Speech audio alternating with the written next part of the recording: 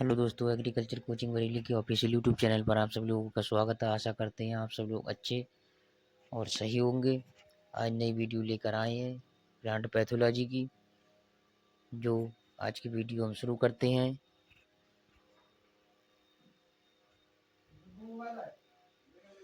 Flagella युक्त चल बीजाणु को कहा जाता है, तो इसे चल बीजाणु कहा जाता है। भारत का सबसे पहला गामा गार्डन कहाँ बनाया गया था? तो ये कोलकाता के अंदर बनाया गया था। भारत का सबसे पहला गामा गार्डन कहाँ बनाया गया था? कोलकाता में बनाया गया था। और 1959 में क्वेश्चन कभी कभी पूछ लेता है, 1959 में भारत का पहला गामा गार्डन कहाँ बनाया गया था या किस सन में बनाया गया? तो 1959 होगा उत्तर।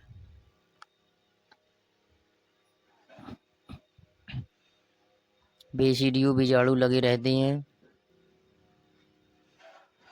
तो बेसिडियम पर अविकल्पी परजीवी होते हैं। अविकल्पी परजीवी होते हैं। तो ये उपरोक्त सभी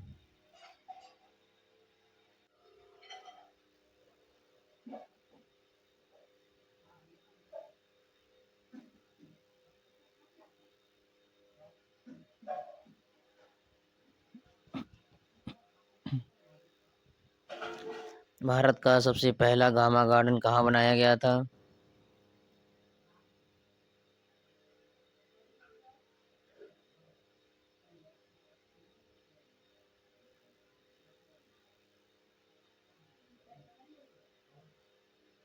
भारत में पादप रोग विज्ञान के जनक का नाम तो E.J. बटलर है। जो भारत में पादप रोग विज्ञान के जनक हैं वो E.J. बटलर। पस्ट्यूलस पत्तियों पर बनते हैं, तो सफेद रोली में बनते हैं।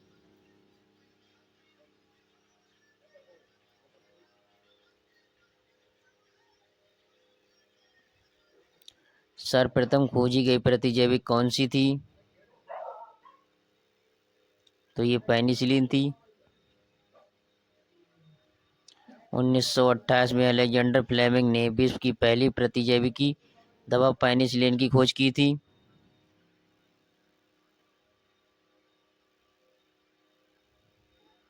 एक जीवाणु जिसकी कोशिका के चारों ओर कक्षविकाएं पाई जाती हैं कहलाती हैं।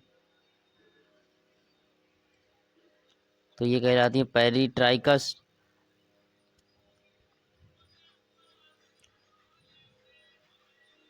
खेतों में विषाणु रोग के प्रबंधन के लिए कौन सा रसायन उपयुक्त है? तो ये कीटनाशी है, क्योंकि वायरस रोग का वाहक कीट के द्वारा फैलते हैं, इसलिए उनके जो वाहक या वेक्टर होते हैं उनकी रोकथाम के लिए कीटनाशी दवा का प्रयोग किया जाता है। तो सी उत्तर होगा इसका।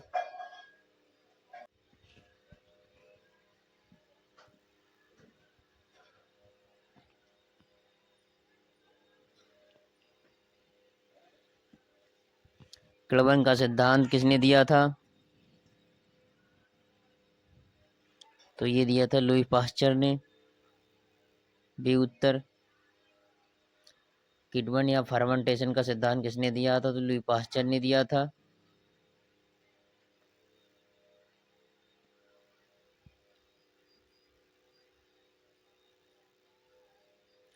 जो जीवाणु अपनी ऊर्जा रासायनिक यौगिकों से प्राप्त करते हैं कहलाते हैं। तो रसोपोषित या रसायन पोषित कहलाते हैं। संवर्धन में पीला रंजक किसके द्वारा उत्पन्न होता है? संवर्धन में पीला रंजक किसके द्वारा उत्पन्न होता है? तो ये होता है ज़ैंथोमोनास के द्वारा। बी उत्तर। टीएमबी सर्वप्रथम किसके द्वारा क्रिस्टलीकृत किया गया था? तो ये क्रिस्टलीकृत किया गया था WM स्टैनली के द्वारा। बी उत्तर।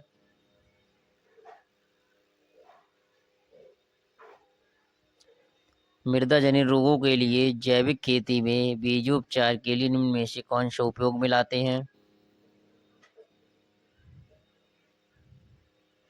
तो ये ट्राइकोडर्मा को लाते हैं। बी उत्तर इसका। लाल सड़न बीमारी प्रायः पाई जाती है, तो ये गन्ने में पाई जाती है। गन्ने का बॉटनिकल नेम सैकेरम ऑफिसिनेरम।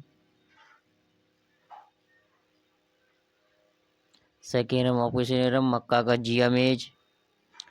सरसों का ब्रैसिका कंप्रेस्टिस। अरहर का कैजिनस कजान। तो लाल सड़न बीमारी प्रायः पाई जाती है, ये पाई जाती है गन्ने के अंदर।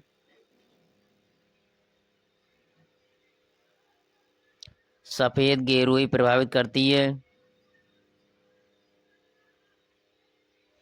तो ये सफेद गेरू प्रभावित करती है, सरसों को प्रभावित करती है।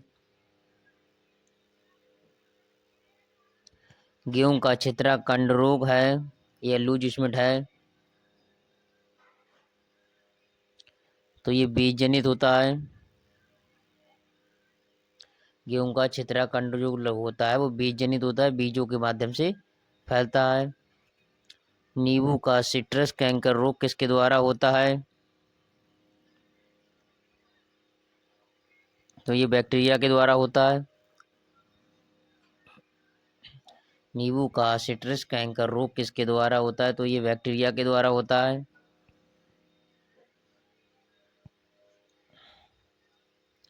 किस पोषक तत्व की कमी से एक्जेंथेमा रोग होता है? तो ये कॉपर से होता है। डी उत्तर। किस पोषक तत्व की कमी से एक्जेंथेमा रोग होता है? तो ये कॉपर की कमी से होता है। डी उत्तर इसका। एफ्लाटॉक्सिन किससे उत्पादित होती है?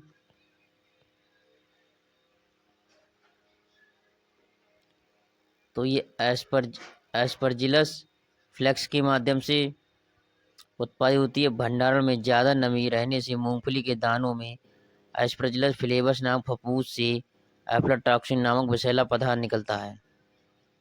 जब भंडारण के समय नमी ज़्यादा रहने से मूंगफली के जो दाने होते हैं उनमें जो फफूंद होता है उसका नाम है एस्परजिलस फ्लेवस फफूंद लग जाता है। और एफ्लाटॉक्सिन एक विषैला पदार्थ होता है जो इससे निकलता है।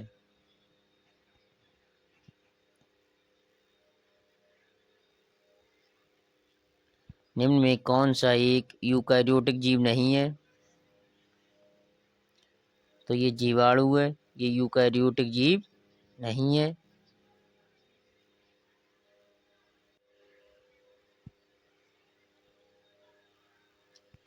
कवकों के अध्ययन को क्या कहा जाता है? तो माइकोलॉजी कहा जाता है। कवकों के अध्ययन को माइकोलॉजी कहा जाता है। बंची टॉप ऑफ बनना केले का गुच्छे चूड़ बीमारी निम्न में से किस देश से भारत में आई थी? तो ये आई थी श्रीलंका के माध्यम से। श्रीलंका देश से आई थी। जो केले में अपने बंची टॉप लगता है, केले का गुच्छे चूड़ बीमारी, ये किस देश से भारत में आई? श्रीलंका के माध्यम से भारत में आई थी। इसका भी उत्तर होगा।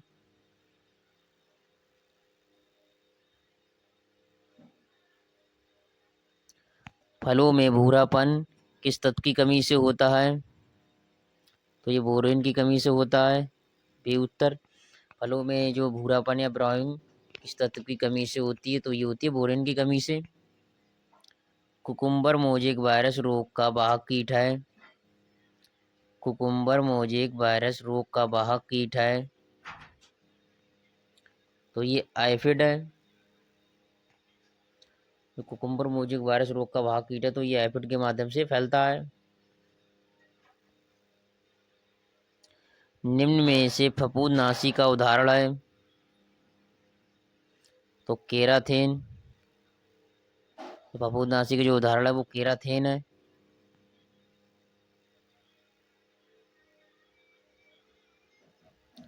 पक्सिनिया ग्रैमिनस निम्न में से किसका उदाहरण है? तो ये कवक का उदाहरण है, बी उत्तर होगा इसका। अधिकतर ग्राम नेगेटिव जीवाणुओं की सतह पर पाए जाने वाले वाल की तरह के उपांग को जो इनकी प्रकृति सतह पर चिपकने में मदद करते हैं क्या कहते हैं? तो फ्लैजिला कहलाता है, बी उत्तर होगा 153 का। वास्तविक कवक निम्न वर्ग में आती है,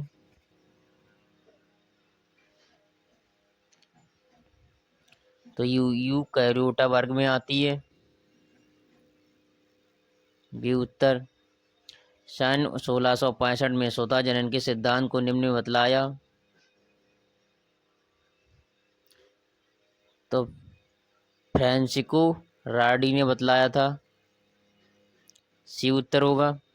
सन 1665 में स्वतः जनन के सिद्धांत को निम्न ने बतलाया था, तो फ्रांसिस्को राडी ने बतलाया था ये। माइकोप्लाज्मा जीवाणु से किसकी अनुपस्थिति के कारण भिन्नता प्रदर्शित करते हैं? तो ये कोशिका भित्ति से भिन्नता प्रदर्शित करते हैं, सी उत्तर। इसका सी ऑप्शन होगा 156 का। सरसों में सफेद रोली रोग में प्रकृति का उदाहरण है, तो अत्याधिक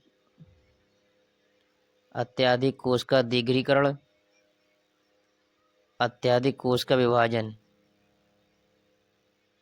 तो इसका उत्तर होगा सी, ए और बी दोनों।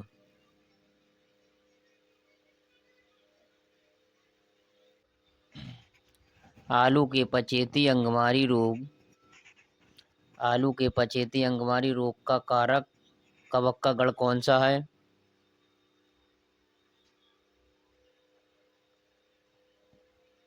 तो ये पर्नोस्पोरल्स, सी उत्तर होगा इसका।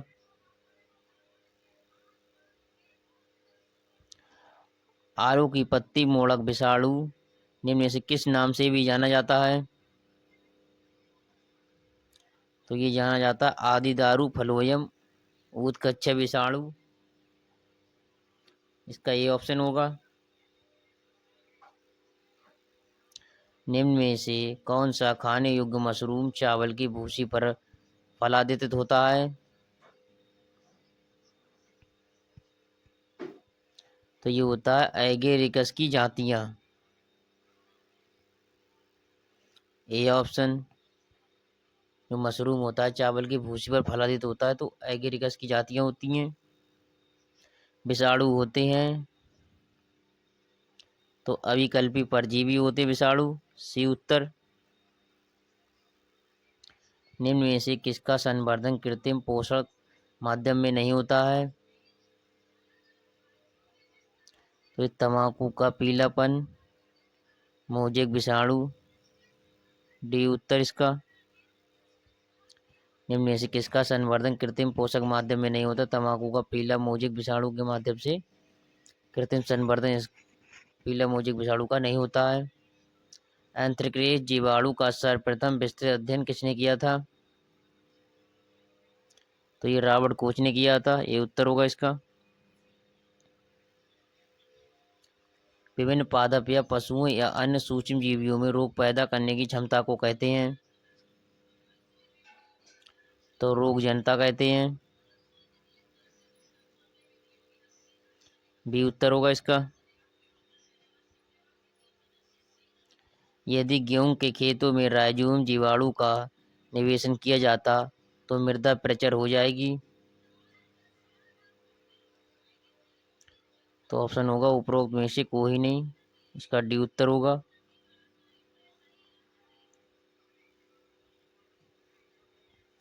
जीवाणु का शुद्ध संवर्ध सर्वप्रथम किसके द्वारा प्राप्त किया गया था?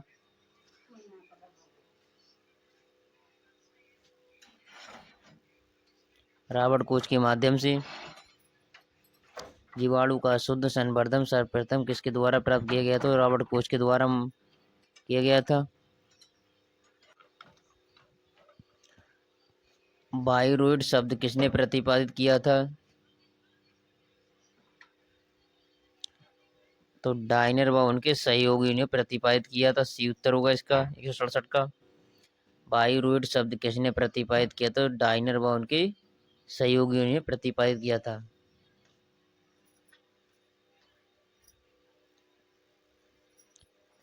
जीवाणु भोजी,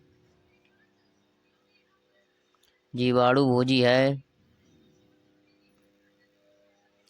तो ये विषाणु जो आक्रमण करते हैं, विषाणु जो जीवाणु पर आक्रमण करते हैं, डी उत्तर होगा इसका।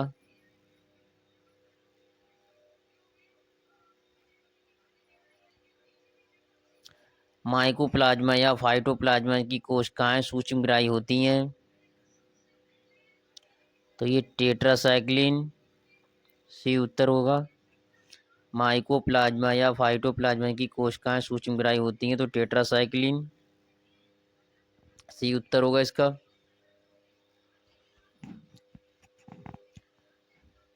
तो आज के लिए अपने प्लांट पैथोलॉजी के सभी क्वेश्चन कंप्लीट हो गए हैं।